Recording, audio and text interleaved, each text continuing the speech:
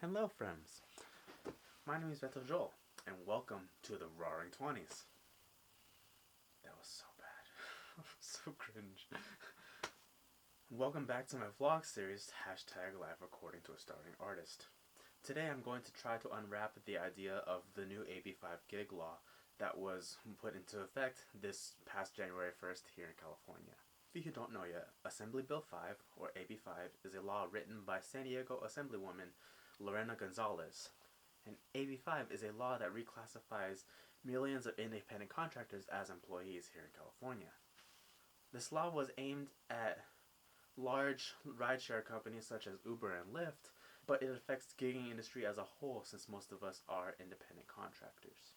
These independent contractors qualify for little to no rights, despite oftentimes working for close to full-time or even more than full-time. Unfortunately, musicians, artists, and many other industries have been caught in the crossfire of this new law.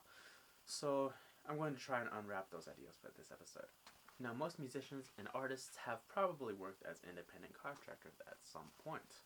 We're always playing for a different employer. We're always out gigging somewhere, making stuff happen for whoever is paying us the best deal at the time. And musicians will easily play for upwards of 20 employers in a year, depending on how busy is the individual musician. Each venue, band leader, or event may involve a new W-9 form to submit for our taxes. And the cool thing about being an independent contractor is that we get to set our own schedules and work when we want for who we want. Oftentimes we get to negotiate higher pay for our labors as well. Unfortunately, that may not always be the case with smaller artists trying to make their way in the world like me. Unfortunately, sometimes the gigs can be few and far in between, hence my starving artist idea. I didn't choose the gig life. The gig life chose me. Wait, but I did choose this life.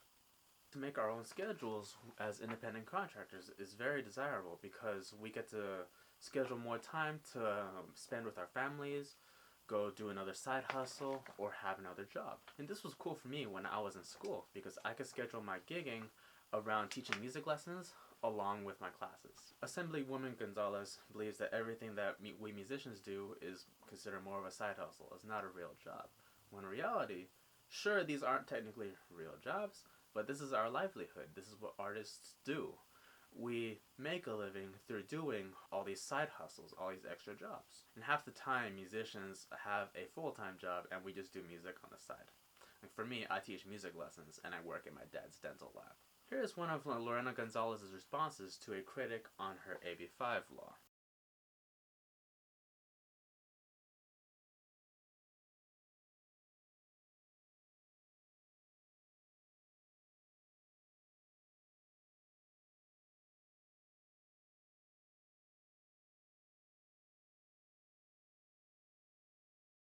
People have made stable careers as cartoonists, journalists, musicians, artists, and all of our careers are now put in jeopardy with this law. People who have made careers being honest, tax-paying members of society can no longer have the careers that they've established because this law has now made their jobs illegal. So the new AB5 law reclassifies independent contractors as employees through a simple ABC test. So a worker is considered an employee unless all three of these conditions are satisfied. A. The person is free from the control and direction of the hiring entity in connection with the performance of the work, both under the contract for the performance of the work and in fact. B. The person performs work that is outside the usual course of the hiring entity's business. C.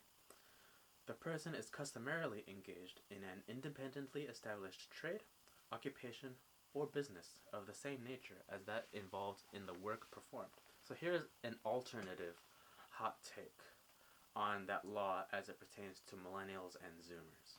Is the employer a real dad? Can he really tell you what to do? Are you playing cowbell for a novelty orchestra that specializes in covering Fear the Reaper? And are you licensed to provide yourself your own professional vibe check? However, this law does not clarify on how musicians will be affected. So let's take a look at church musicians really quick.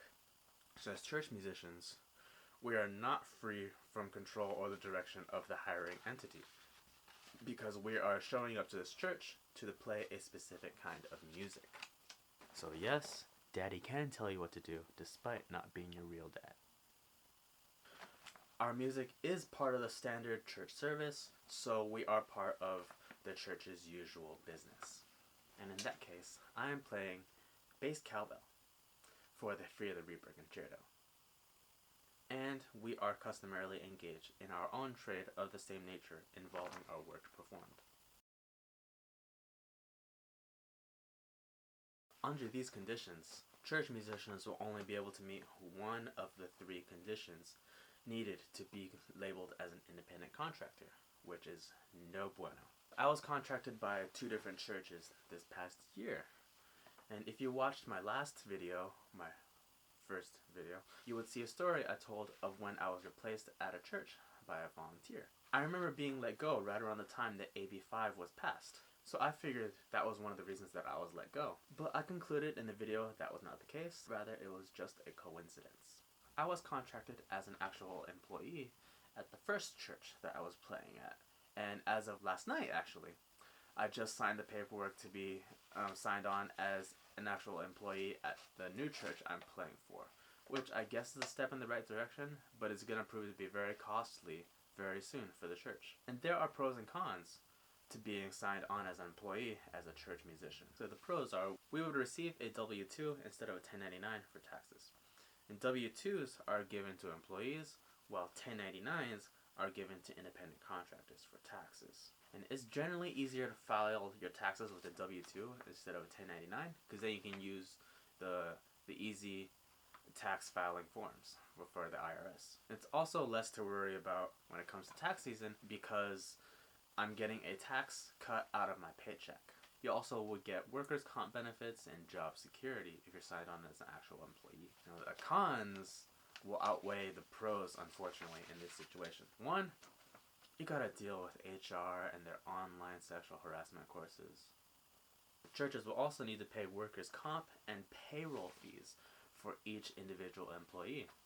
And when you have a full praise band of musicians, that can add up very quickly. Employers can expect at least a 20% increase for every artist that they hire. Music blogger and DIY music aficionado Ari Herstadt would have to spend an extra $6,000 per year for all the musicians that he would hire. And he estimates that other musicians can expect upwards of a 20% increase in spending for every artist that they contract. And most musicians like to receive cash gigs under the table because it's a little bit easier on our wallet once it comes to tax season. One of my friends, who happens to be a big-time music producer, thinks that music will just go more underground than it has been in the future. But I don't think that'll be the case, particularly when it comes to church musicians. Unfortunately, that's not always possible with a church, since they need to keep track of spending. Sometimes you may get a rich sponsor in the church congregation who will provide the funding for the musicians and pay them out of their own pocket. However, that is very rare, and I've only ever experienced that once or twice in my about 10 years of gigging. You may get a venue to pay cash out of its own pocket as well, but that can be bent around the rules with the new AB5 law. So say you're playing for a music venue that happens to have a bar, then you would be in violation of the AB5 law, considering that you would be violating the first 2 conditions of the AB5 law. However, if you're playing for a bar that happens to have a stage, theoretically that should be game, but I wouldn't bet on it. Oftentimes, musicians will hire other musicians to play for their events. In that case, musicians would still not be able to be classified as independent contractors, because they are under the control of the bandleader and performing work of the bandleader's usual business. In the past, the bandleader would just file Schedule C on their taxes to label their expenses. These expenses would be the payments to their individual musicians. And I kind of learned that the hard way a while back when I was leading my jazz band, and I paid them out of my own pocket, and that ended up with a really thick tax fee once tax season came along. Now, under AB5, a band leader would need to shell out extra employment fees for every musician they hire. There are some performance organizations that are trying to comply with this law by contracting their musicians, but it's just not financially possible with the extra fees they would need to pay. It's been argued to use low budget or free payroll software or managers, but that can only go so far and doesn't really go down to the root of the deal with these independent contractors losing their jobs here in California. Groups all over the state have already been suffering and losing their talent and have already begun to lay off their musicians and even cancel events due to not being able to comply and being able to provide compensation to their talents. It's been proposed to file to incorporate and become an LLC, but that's not always possible on a musician's budget. I've heard that it's fairly common for some small LLCs to form and then base themselves at a P.O. box in another state with lower taxes, but then just operate mostly here in California. However, becoming an LLC is not always practical nor financially smart. It can cost up to $800 to file to become an LLC, plus other legal and tax fees.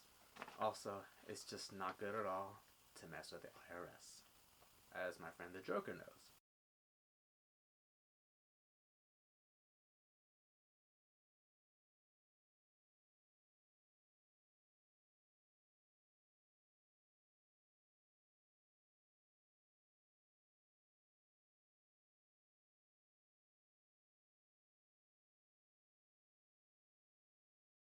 Even as our own small business sole proprietorships, we would still be limited in that we will have small music budgets and resources to deal with. We can't afford the employment administration fees plus our musician rates, which are already expensive as they are. A large studio with union musicians may be able to afford to comply with the AB5 law, but that's only a very small percentage of musicians who actually get those jobs. According to a survey on the app Jamcard, which is a social media app for professional musicians, 64.8% of musicians are non-union, and 97.6% of the musicians on the app make a majority of their income from non-union jobs. Some people, including some sympathetic politicians, have been encouraging us to just disregard the AB5 law until it has been amended. The problem with this is that not only is that illegal, but it's also just bad practice to encourage us to break a law that was messed up to begin with. It's one thing to go under the table, but another thing altogether to actively break a law with some serious financial punishment in store for us. As much as I would like to follow in the footsteps of Judas Priest, I do not want to break the law.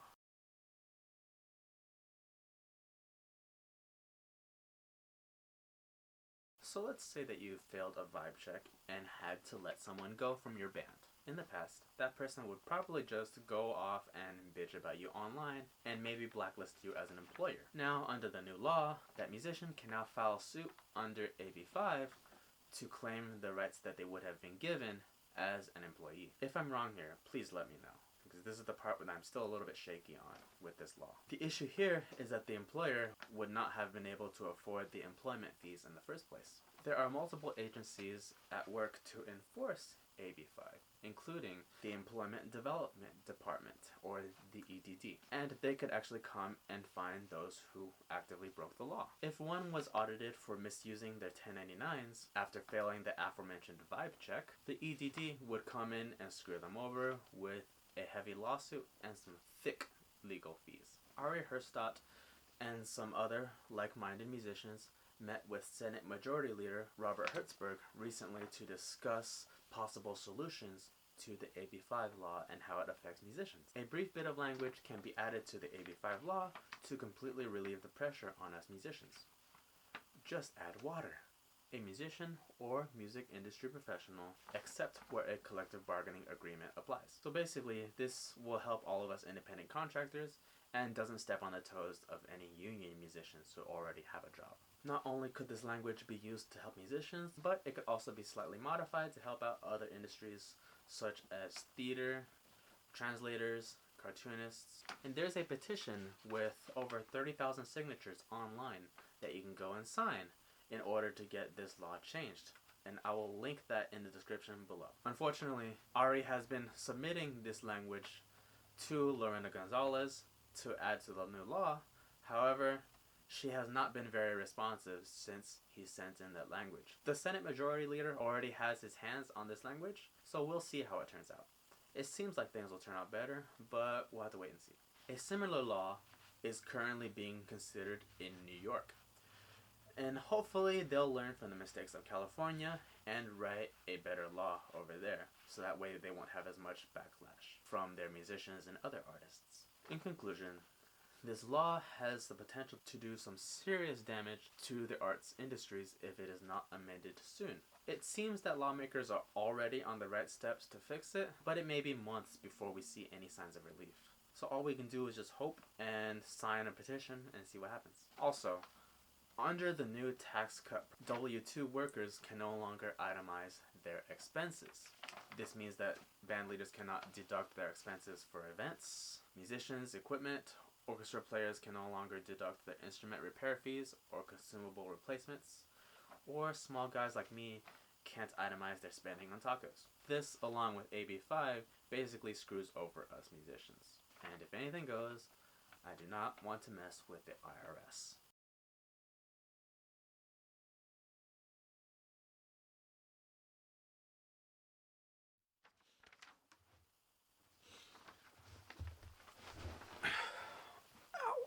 Thank you for watching my video as I tried to unwrap this AB5 craziness. If I missed anything, got something wrong, or you just have a different opinion, please drop a respectful comment down below. I spent quite a bit of time these last couple months researching this law, and I had planned on dropping a video on this topic before the new year. However, I feel just as confused now as I did back when I first started looking into this law. So I figured might as well just finish the video and send it and just see what happens. Please be sure to like and subscribe to my channel for more content in the future. Or if you just want an artist to starve and be out of a job, just close the window now. After all, the best way to not pay taxes is to just not make any money in the first place, right? And don't ring that notification bell. Teacher says that every time a bell rings, an artist gets the munchies. And I just opened up a pack of candy cane JoJo's that I received for Christmas. And I want to make my Christmas snacks last. So if you like and subscribe, I'll be out of my snacks. Then again, I might be able to afford more later. But if you hit that notification bell, I'm gonna eat all of them. You know what?